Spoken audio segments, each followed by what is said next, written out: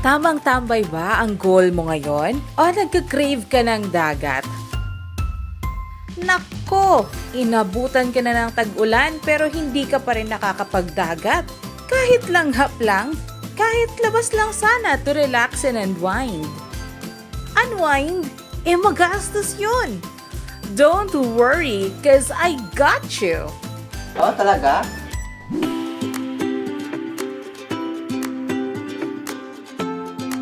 Tara sa Pook Jetty Port sa Barangay Pook, Kalibo, Aklan.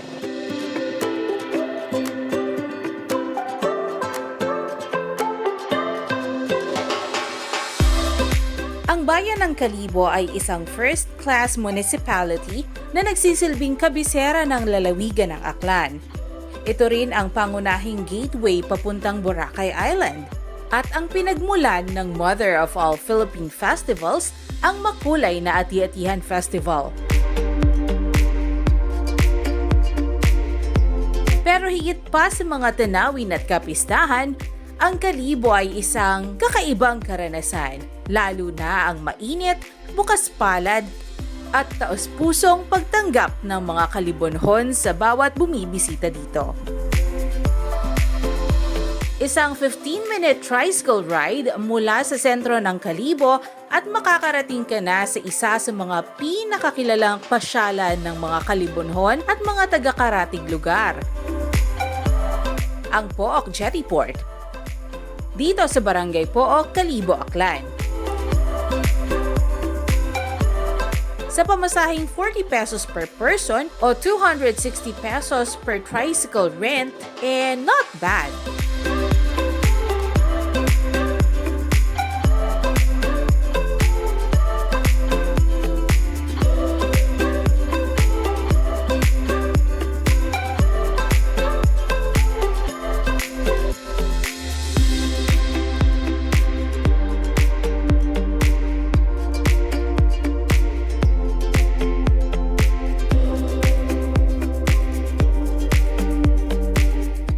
Ayon sa Kalibo Tourism Office, dekada na ang nakararaan nang itinayo ang Pook Jetty Port upang magsilbisa ng daungan ng mga sasakyang pandagat. Pero sa kasamaang palad, hindi ito gumana ng ayon sa inaasahan. Sa paglipas ng panahon ay naging pasyalan ito ng mga gustong mag-relax at magpalamig sa tabing dagat. Unti-unti itong i-develop ng Local Government Unit of Kalibo sa pakikipagtulungan na rin ng Provincial Government of Aklan at Department of Public Works and Highways. At mula sa ganito, ay ganito na siya ngayon. At sa gabi, ganda, di ba?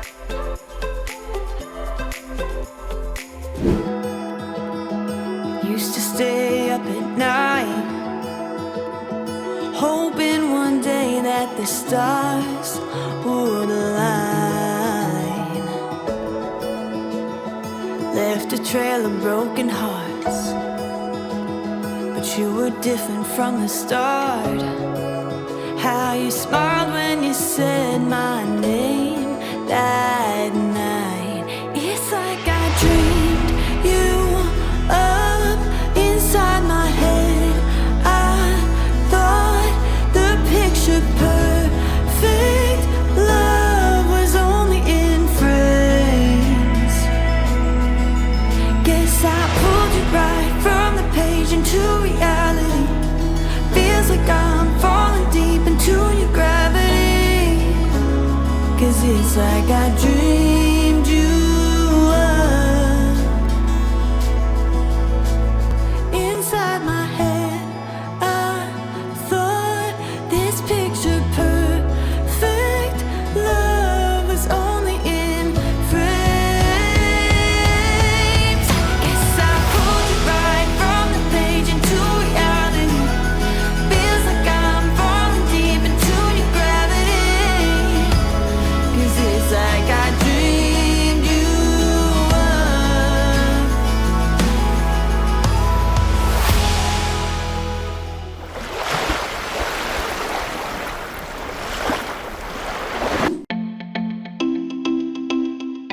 Maliban sa mga pumupunta dito para tumambay, patok din ang Pook Jettyport sa mga health-conscious nating mga kababayan. Dahil dito, pwedeng mag-walking,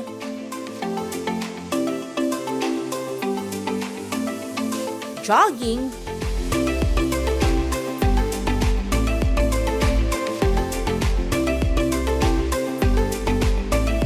biking,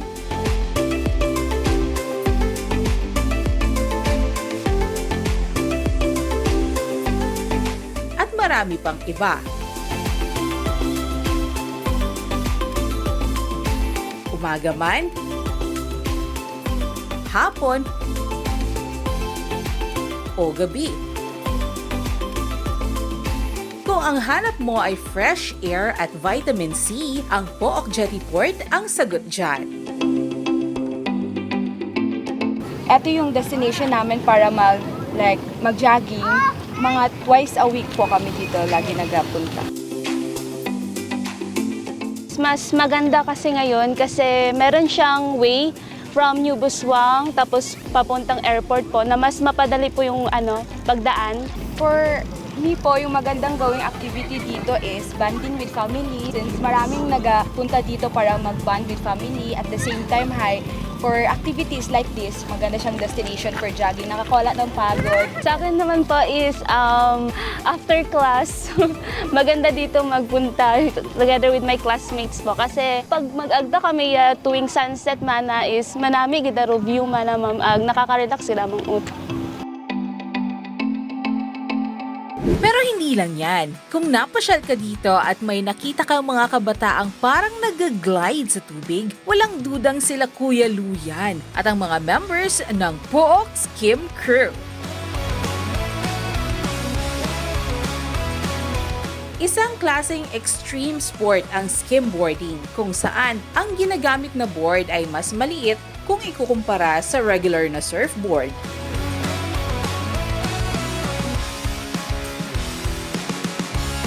Ang skimboarding ay ginagawa sa mga sapa at mababaw na bahagi ng dagat, specifically sa mga naiipong tubig sa beach. Pero paano nga ba nag-umpisa ang Pook Skim Crew? I'm Lou Bla, one of the crew sa Pook Skim Crew. Nag-start kami sa skimboarding past 2 years na. Ang crew naman yung tawag naman sa amon crew, Pook Skim Crew. Usually, mga taga-dire ang nagampang, mga taga-Pook sila. Bali, ang tawag po sa sports namin, ma'am, is skimboarding. Yung skimboarding, ma'am, ibig sabihin nun, ma'am, nagsa-slide lang. Actually, yung una ko talagang sports is skateboarding. Pero my friend na nag-introduce sa akin itong skimboarding, nahook ako, ma'am, kasi mas less yung disgrasya sa iyo kaysa sa semento. Dito sa buhangin ka kasi matutumba, kaya parang kaya mong igulong yung katawan mo na hindi ka masyado masasaktan ba. Tsaka ang pinaka mas masaya dito is mababasa ka. Enjoy ka kasi basa ka sa tubig. At mula dito ay nadagdagan na sila ng mga miyembro at nakasali na rin sa iba't ibang mga competitions. Na-inspire lang ako maglaro, ma'am, kasi nakita ko sila Kuya Luke nung una kasi naglalaro sila. Parang nainganyo akong umano ba kasi siya, extreme sports din kasi siya. At dagat din namin kasi taga dito din Parang maganda mag-explore ng other sports kaysa sa mga basketball, volleyball na parang parang natural na nandito na nilalaro. 18 ako nagsimula naglaro Nagko-compete kami kahit saan. Kasama si Kuya Lo. Bacolod, Iloilo, Rojas. Gusto ko magkantiguhan with skim. Pero ang pinakalayunin nila sa pagtataguyod ng skimboarding dito sa Kalibo ay upang makaiwas ang mga kabataan sa masasamang gawain sa pamamagitan ng pagsubok sa kakaibang extreme sport na ito.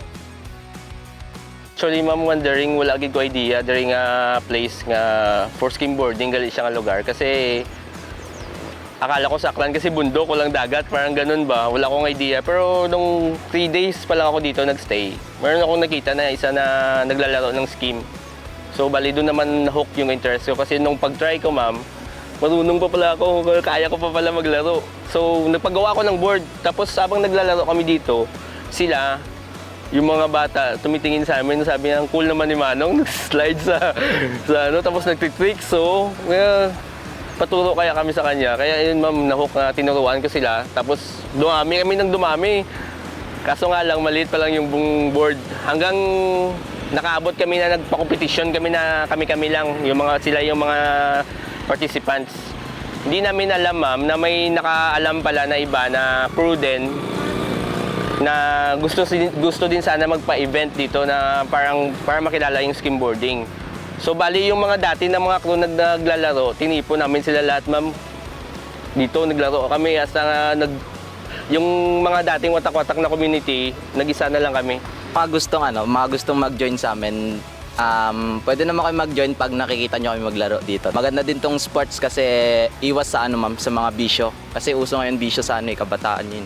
Pag nakikita nyo kami dito guys, maglaro, pwede mag-join sa amin, makipaglaro. Approachable naman po kami. Every Saturday and Sunday po, pag may spot kami dito kami naglalaro. Dito kami na makikita sa POOK Jettyport sa Kalibo, Aklan. Kung sinong gustong mag-try ng skimboarding, try kahit na ikaw bumagsak, bangon ulit. Ganyan talaga. Kami din, nagsimula kami sa wala. Pero ngayon, nagko-compete na kami kahit saan lugar. Quezon Province, Batangas. Bukod pa dyan, lagi ding nagpapaalala si Kuya Lou na kahit gaano man kasaya mag-skimboarding, mas importante pa rin na tutukan ang pag-aaral. Sumasama sila sa akin dito, sinasabihan ko sa kanila na i-prior nyo yung school nyo kasi yung pag-aaral minsan lang yan. Yung skimboard, nandyan lang yan. Balance lang in life, sabi ko sa kanila. Yung skimboarding, always naman nandyan yan eh. After school, deal mo muna yung future mo. Ang skimboard, makahintay yan. Unahin muna yung future. Bukod sa skimboarding, may isa pang sport na pwede nyo ring subukan dito sa POOK Jettyport. Yan ay ang mga electric scooters o e-scooters. Dito sa Traction Kalibo, pwede kang mag-rent ng e-scooter at subukan ang skills mo dito. So bali sa Traction po, kami po ay gaparenta kami ng mga electric scooters. We offer safety gear, full helmet, full elbow, knee pad, and wrist pads po. We prioritize kasi yung safety ng mga consumers namin or mga nagre-rent. Hindi rin po namin gusto na ma-aksidente sila. And at the same time po, yung scooters po namin, equipped po siya ng mga lights during night. So meron siyang headlight, meron siyang taillight, meron siyang stoplight. So kitang-kita talaga sila from incoming traffic.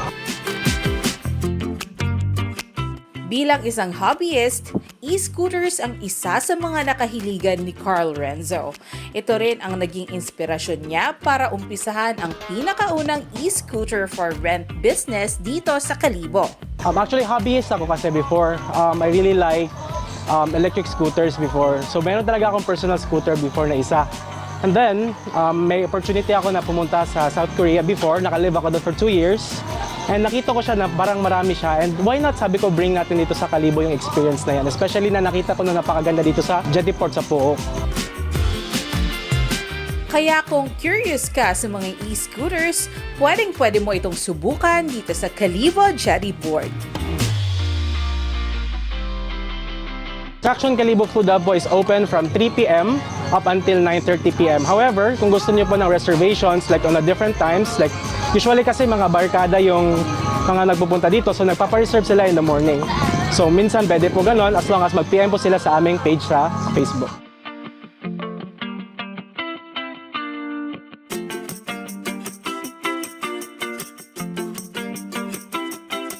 We also have food. Meron po kaming rice burger meals. Meron po kaming pika-pikas nacho and cheese and cheesy fries supreme. Gusto po namin i-invite po kayo na mag-visit po dito sa amin. Let's try po yung aming electric scooters. Magbigay ng different kind of experience dito sa POOK Jettyport.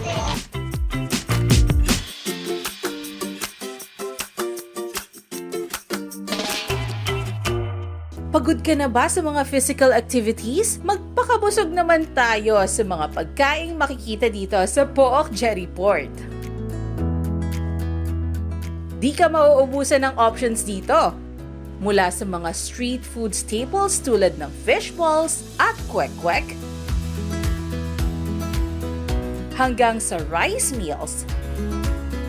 Party drinks, meron dito. At siguradong hindi mabubutas ang bulsa mo dito.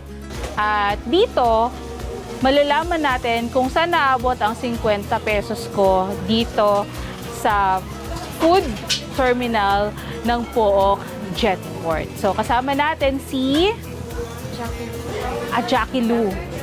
Si Ate Jackie Lou. At bibili tayo sa kanya ng worth 50 pesos na street food. Ayan. Pali ako ate, mahilig talaga ako sa pagkain. Hilig talaga ako sa pagkain at masasabi ko expert ako sa pagbili ng street food. Okay. So magkano po ang inyong kwek-kwek? 25 ang kanilang kwek-kwek, 4 na itlog ng pugo for 25 pesos. Magkano naman po itong malalaki? 20 pesos. So, regular na itlog ng manok, ginawang kwek-kwek, 20 pesos. Ang hotdog po, magkano? 20 rin. Pag merong bun, 25 na. Ito ay speedball. Magkano naman po yung ganito? 15. 6 na piraso. Ito ay kikiam. Kikiam na, magkano naman po yung ganito? 7. 15 po. 15? Bali 7 ang laman. 15, 7 ang laman. And then meron silang siomai na siomai na pork. And siomai na chicken. And ito ay ipiprito. Take 20. Tag 20. Meron din silang fries. Regular na fishball. 10 piso. Ilang piraso po? 10 rin. So, piso ang isa. At ito ay ang tawag homemade bola-bola na magkano naman po? May 10, may 20 po. May 10 at 20. So, ito yung 20. Ay, mahulog siya. Tulong. Ayun. Ayan, ito yung 20 pesos. At yung mas maliit, syempre, yun. Maliit. 10 pesos at 20 pesos. So, dahil nagtitipid ako, bibili ako ng ito po. Tapos, isang kwek-kwek. 25. Ito po, 20. So, meron pa akong change na 5 pesos. So, bibayad na po akong 5 pesos. Pwede po bang ipainit? Ayun. Yun ang masarap. Kasi, syempre, mas masarap kumain ng mainit na food. Yun.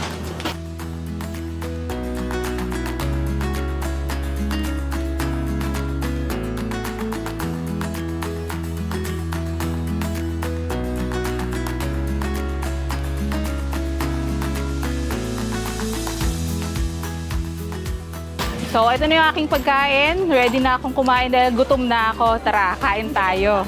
Meron tayo 5 piso. At kailangan natin ng dessert dahil meron na tayong merienda kanina. Nakakita tayo ng buko juice. Yes. Ngayon, dito, try natin. Kung makakabili tayo ng 5 pisong buko juice. Makakabili ba ako dito ng 5 Yes, piso? madam, pwede po.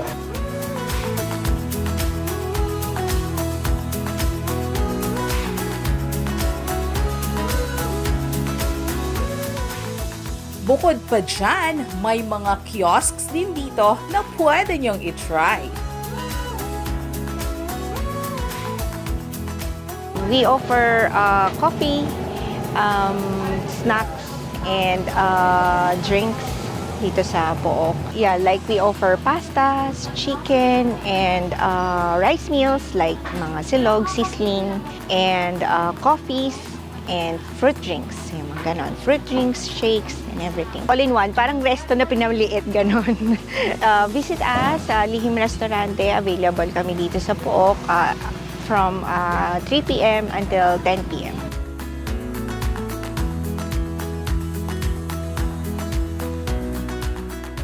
Hello po, we offer sandwich hot dog with buy one take one, and then also serve drinks like fruit soda and bucket beer. Meron po kaming isaw, balatang baboy, tsaka pork barbecue. Iniimbitahan ko po kayo lahat na pumunta dito and open po kami every 3 p.m. to 10 p.m. po. Every day po.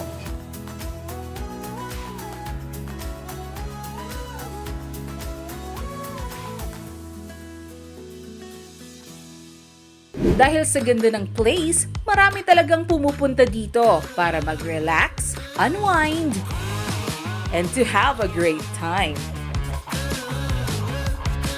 Ano namang masasabi ng ating mga fellow explorers dito? Masarap mag-chill dito eh. Masarap masimoy ng hangin tsaka sunset din. Nung napasyal ako rito, actually, eto parang wasteland lang eh. Kung makita mo ngayon, sobrang laki ng pagbabago. Masasabi mo in future, baka maging tourist destination na rin siya, di ba? Of course, we would like to recommend everyone this place na maganda kasi marami ng improvements and yung mga kahit po sa gabi kasi before wala pong masyadong maraming lights. So ngayon nag-improve na and pagdating sa food naman, naayos na marami ng mga options dito sa food and yung ambience talaga nag-improve dito.